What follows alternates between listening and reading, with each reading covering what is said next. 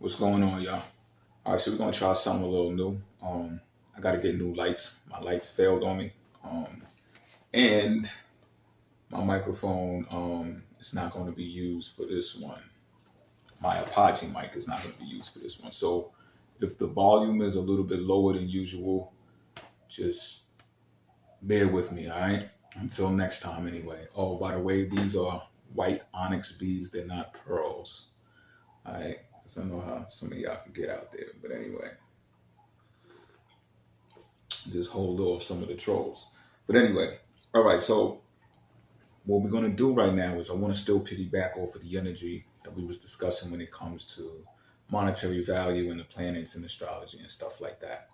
So before we was talking about how like the moon represents, um, monetary value, and silver for one to be more exact, and how Mars represents fiat currency, and there's a difference between the two. Um, Fiat currency or Mars currency is more related to the action that we take, um, largely associated, at least in the times, with debt financing, because it's a pressure that forces things to move. Um, so I want to piggyback off of that energy, and I want to begin with stating that, for those who have seen me talk about the houses and finances and things of that nature, if you heard me say that the second house is savings account, I'm here to rectify that. Fourth house is savings account. Second house is checkings account. Fourth house is savings account. All right. And how I came to this conclusion is already there. Like I already knew this, but it was the way that I was. I guess you could say the way that I was first taught is why I said second house is savings account. But fourth house is savings account is because it's the nest egg, it's the retirement fund, and this is taught in the fundamentals of astrology anyway. So it's kind of weird how I let that fly off of my head, but I've made that correction, so I'm here to state that publicly as well with y'all, because I'm pretty sure that in prior videos I stated that the second house is the savings account.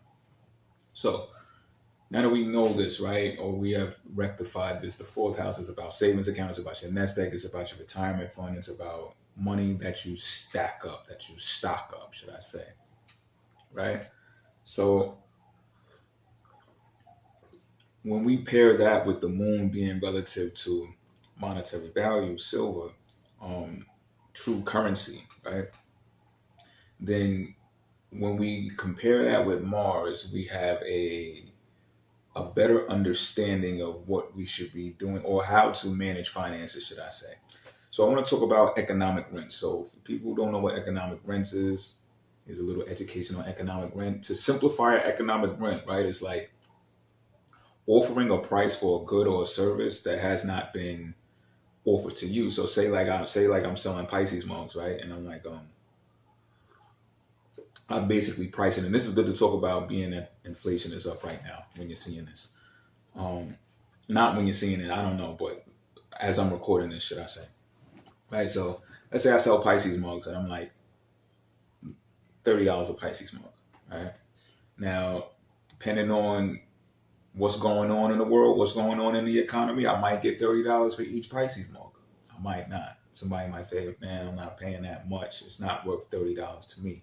Or somebody might say, oh, you only charge $30. I pay $100 for that Pisces mug. Oh, and it glows in the dark. Oh, it lights up when it's hot, when the cup is hot. Oh, I'll give you $100 for that, right?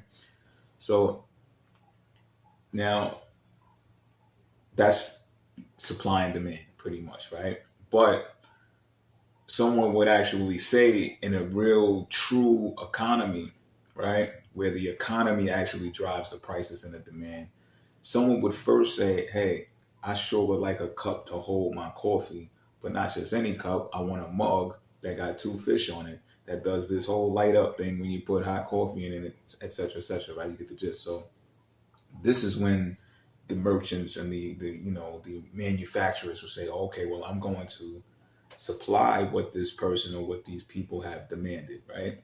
Boom.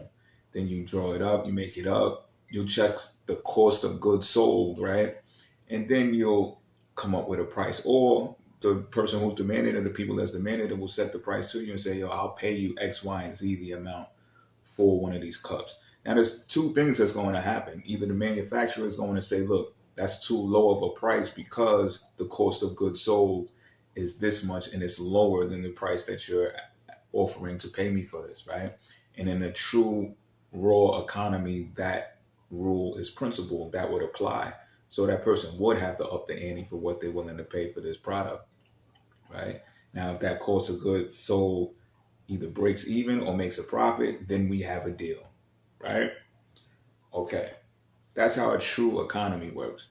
But with economic rent, it's just like, okay, now let's use a house as an example because it's better for you to understand the fourth house and what's going on behind the scenes or what you might not be aware of. So this is just like pretty much a warning, right? Let's say somebody says a house right off the gate is 100 grand, right? And $291,230, which would be $10,000 a year, $800 a month for this house if you get a mortgage, right? An $800 a year mortgage, a month mortgage, excuse me. So, one would say, okay, that's relatively honest. Since it's honest, it's valid. Okay, we going to meet that. We're going to go to meet that, right? Because it's the cost of goods sold. It's not like, of course, if it could be done cheaper, then prices, excuse me, would deflate. Okay, we got that. But since the cost of goods sold is at $291,230, and this is a New York price, by the way, y'all, right? Then okay, we can make a move for that. Now, the well-being thing to do, and this is the whole purpose of me doing this, is for well-being, the purpose of well-being, y'all. So the well-being rule would be, okay, well, let me how should I say it?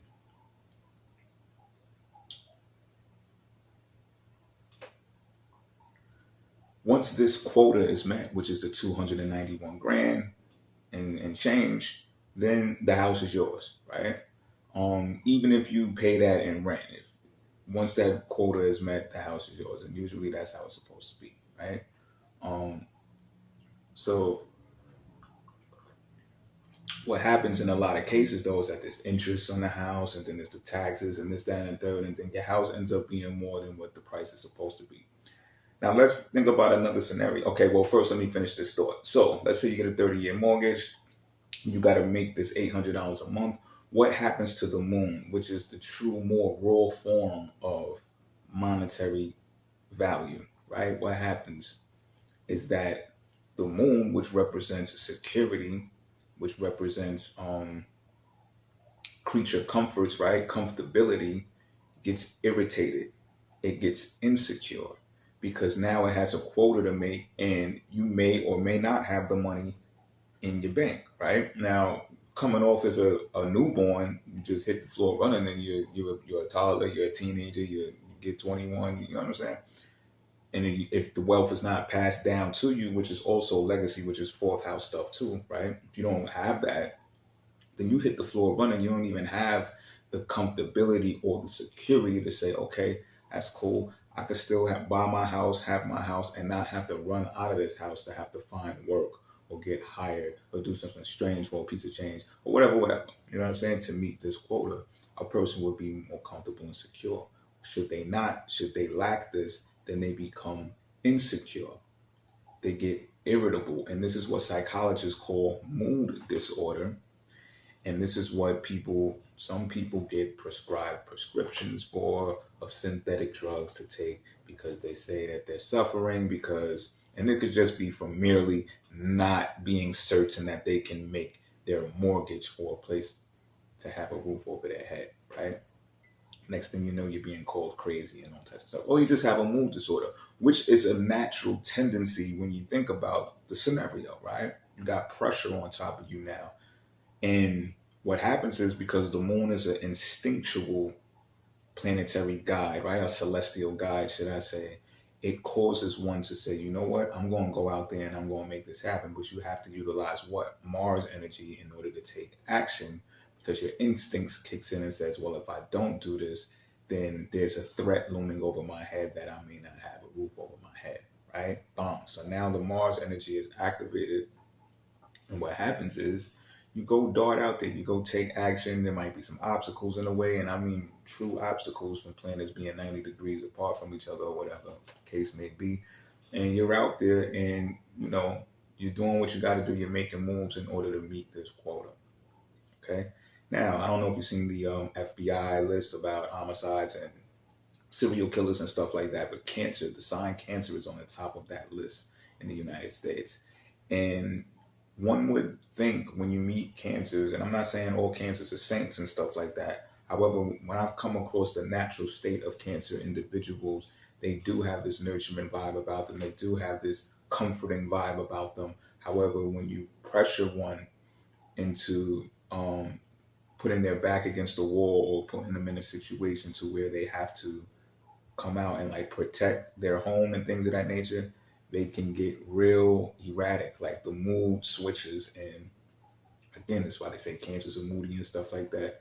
When they come out of that shell, they really come out, and they're not going to be playing around. You understand what I'm saying? But I think that is a primary reason of why they are so high up on that list, is because the emotions are addressed. The emotions are attacked, not addressed. They're attacked in a way that goes against well-being, the natural condition of, the subconscious mind, the spirit. This is all moon energy.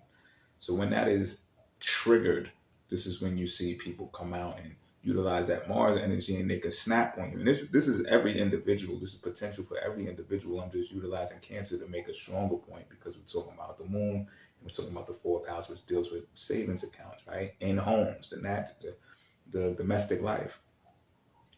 So now, when you look at how things are priced, right? Economic rent, going back to economic rent, a house is like the most expensive thing that you're going to pay for in this world, right? Right or wrong. Even if you go get the Lambo, or whatever the case may be, your house is going to cost more than a Lambo.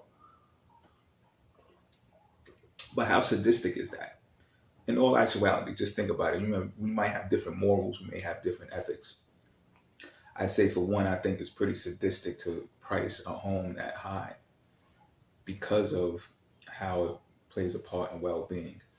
So I say, take the same scenario and rephrase it, right? As to like, okay, well, what if we were timeless? Which some of us are. And that's a whole nother video, right? But I want you to empathize with me real quick and tell yourself that you're timeless, that time doesn't exist, right? And let's say a lot of natural resources around you, enough resources to build a home. And because there's no time constraint or pressure on you, you just go about life doing things. You're living out your whole zodiac. You're living out your whole natal chart. So you may start building a house Monday, Tuesday, Wednesday, you take off. Friday and Saturday, you go back to, building the house. It might be, I don't know, it might be a year later you finish the house, right? In your mind, not even in your mind, technically, right?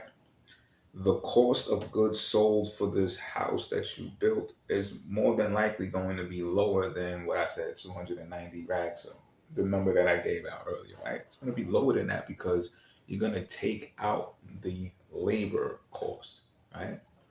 You're going to take out the labor cost. You're not going to be charging the individual because you're a construction worker getting paid $30, $35 an hour. You understand what I'm saying? You're really just going to look at the raw materials, how many more trees for the wood if you use wood, or how much more for the cement or the brick, you know what I'm saying? To replace that, you're going to be thinking in terms of that when you offer this price. You get what I'm saying? So just imagine how much that price could be slashed, because there's no pressure on you to build house. Oh, everybody needs homes. Mass production, there's no pressure for that. You understand what I'm saying? For the industrial complex, it's just no pressure for that, because it's timeless, right? You may even live a whole lot much longer if you were timeless. You didn't have these pressures on you to do certain things within a certain amount of time in order to meet these quotas, right? So again, I feel that it goes against well-being. So let me get more into the mix of what I'm trying to say here.